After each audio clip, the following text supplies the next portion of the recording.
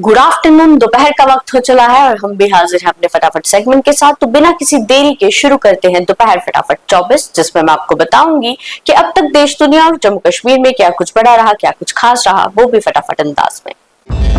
Zoji La tunnel में आज break through, केंद्रीय मंत्री नितिन गडकरी इस इवेंट में होंगे शामिल। कश्मीर लद्दाख के बीच अब होगी ऑल वेदर कनेक्टिविटी।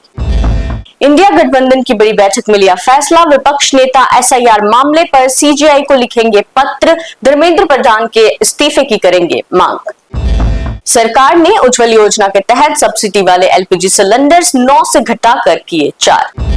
अमरनाथ यात्रा को लेकर कठुआ में अलर्ट, मल्टी लेयर्ड सिक्योरिटी व्यवस्था तैयार, ड्रोन और सीसीटीवी से होगी कड़ी निगरानी।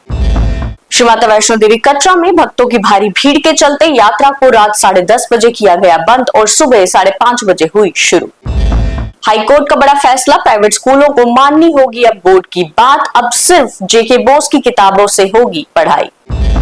राइफलमैन सुनील कुमार को मरणोपरांत वीर चक्र पुरस्कार से किया गया सम्मानित। गर्मियों की छुट्टियों के चलते रामनगर बाजार 11 से लेकर 14 तारीख तक रहेगा बंद। केंद्रीय मंत्री जितेंद्र सिंह का बड़ा ऐलान, NH-44 पर बनेगी नई 2 लेन टनल। दुबई में बड़ा सड़क हादसा, 7 भारतीय मजदूरों की मौत, 9 घायल, 5 की हालत गंभीर। भारत में ईरान यात्रा को लेकर नई चेतावनी की जारी, ईरान में मौजूद अपने नागरिकों से बाहर निकलने की अपील। यूएन में भारत का पाकिस्तान पर हमला, फितना उल हिंदुस्तान पर कड़ा जवाब।